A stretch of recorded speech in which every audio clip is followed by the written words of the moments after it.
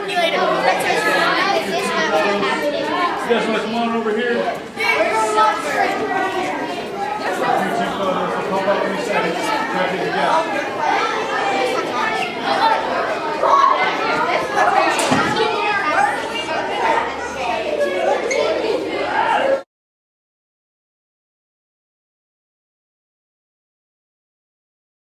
Industries on the east coast of the United States and Canada. For more than 100 years, Maine lobstermen have worked together to develop and enforce rules to make sure there are enough lobsters to keep their businesses strong. For example, all unmarked females with eggs are given a V notch in their center right tail flipper and returned to the sea. This ensures that they'll be thrown back if they're caught again and will continue to produce young lobsters that fishermen may one day be able to catch. Hoping to add to lobstermen's efforts, government agencies imposed a limit of 800 traps per Maine lobsterman in 1998. For these and other reasons, there have been plenty of lobsters to catch. Maine state lobster biologist Carl Wilson has been working with lobstermen for many years. Given track limits, Carl began to wonder if lobstermen would catch the same or even more lobsters with even fewer traps. Without the added expenses of things like bait and fueling, lobstermen might be able to make more money. Hello everyone. My name's Carl Wilson. I'm a research biologist with Maine's Department of Marine Resources. The lobster traps have been used for over 100 years. There's a lot we don't know about how traps catch lobsters. I was curious if a fewer number of traps spread further apart could catch as many lobsters as a bunch of traps closer together. Carl tested his ideas with 7 lobstermen around Monhegan, a small island that sits 12 miles off mid-coast Maine. Many of the people who live on Monhegan year-round depend on lobster fishing for their livelihoods. Figured they could fish only 300 or 400 traps each and still catch about as many lobsters. With fewer expenses, they might make more money. Even though more than half the island's lobstermen helped Carl with his research, his results were hard to believe. Would fishing half as many traps really catch enough lobsters? What would happen to fishing families on the island if the lower trap limit didn't work? Your job at this station is to become a lobsterman, dare to explore these ideas, and make the most money you can.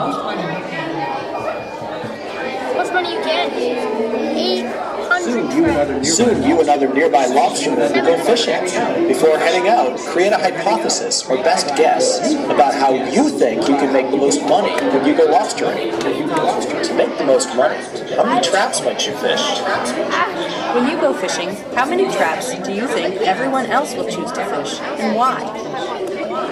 Take a few moments to discuss these questions. 45 seconds. 800, so I'd say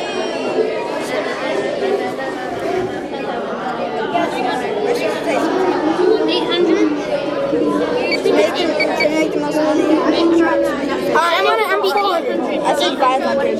800. Just press enter. Darn it. It's thinking. Oh. I'm going with 500. Get ready to share your ideas in the video report. You will only record once.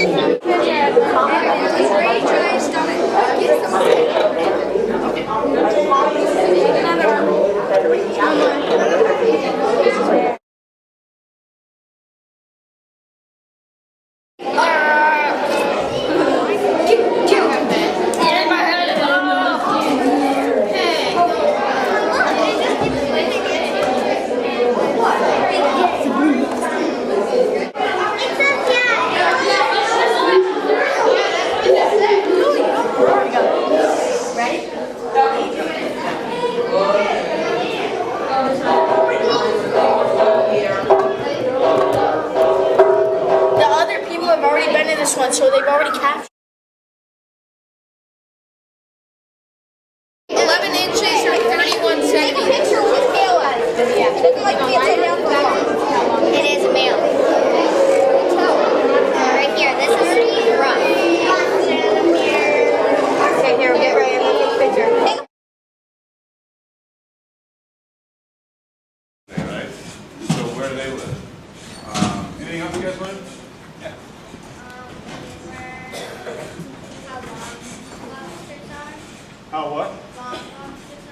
big they are? Yep, there's a little measuring rule over there so you guys see how big they are. Yep, they get pretty big. Yep, their habitat, you guys get to see some pictures of it. You actually have a tank back there. Yeah. How to go lobstering. And we'll talk about how to go lobstering in a couple of slides. Anything else you guys learned?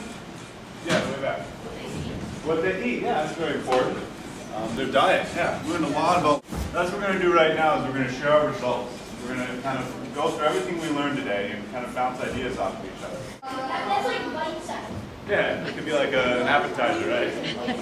Yeah, so it's pretty crazy that this will grow up to be an adult lobster that looks just like that. Now looking at the body of the lobster at this stage, what do you guys notice about it? What's the difference between that and the adult stage? It's spiky. Yeah, it's spiky. What do you think the spikes are used for? Besides looking cool. Yeah, defense. Talk about that. Well, there's like lots of cobble. And they can hide them from predators. Yeah, but with the cobble, they can actually like remove it. So if they have rock, it's pretty hard to remove. And I guess the ones with the sand and the seaweed will only protect you from the seaweed. And so the predators will come in and eat them. The same with the echidarian, the chemicals. They don't really have any protection.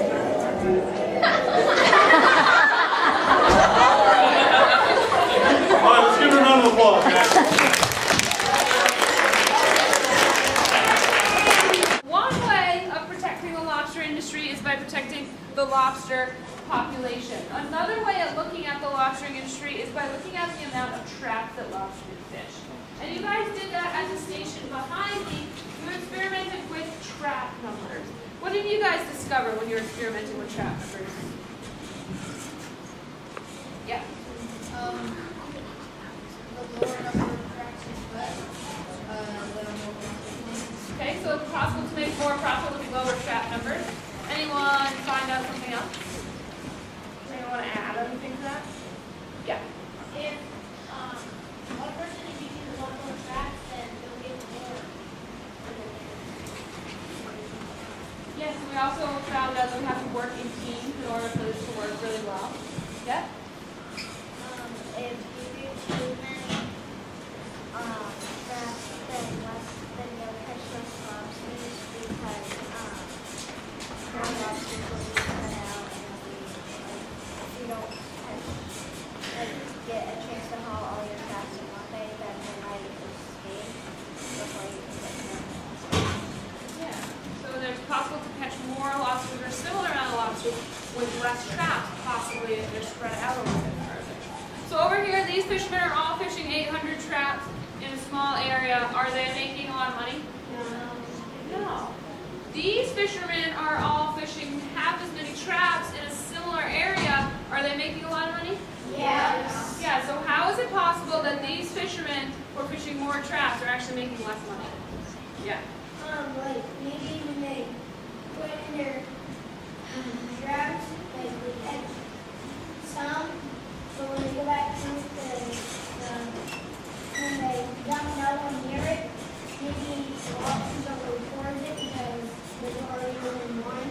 So you spread them out more with less, but you'll cover a larger area and you can. All right, so when we have half as many traps, we're going to spread them out further, and then hopefully our traps can catch more lobsters if they're spread out. What else?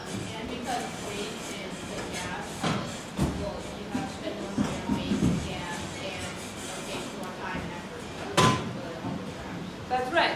So over here we have our traps spread out a little bit further, so maybe we can catch more lobsters per trap, and we're spending less money on bait and fuel. So therefore, we're going to make more money, right? If we're catching a lot of lobsters and not spending as much money, that means we're going to make more money, bring more money home, right? So that sounds like a good idea. But what's happening over here? What about this lobster? This guy's fishing 800, these guys are only fishing 400. What's happening over here? Yeah? You guys like start out low now, but then they slowly raise up.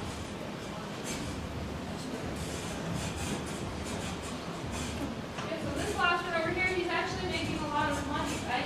But it has to do with the total amount of traps that are in the area. So there's less traps in this area than there was over here when everybody was fishing 800 traps.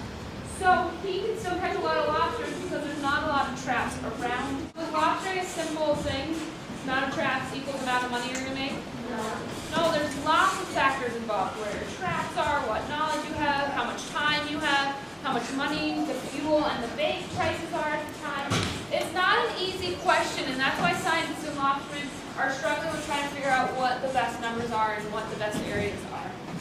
And it takes science like this to continue to keep the lobster industry changing over time. You can see over time this lobstering industry has changed quite a bit. The technology has changed, the rules have changed, and the amount of lobsters that we're catching has changed as well. And it's science like you guys did today that helps this happen. So give yourselves a round of applause for the science.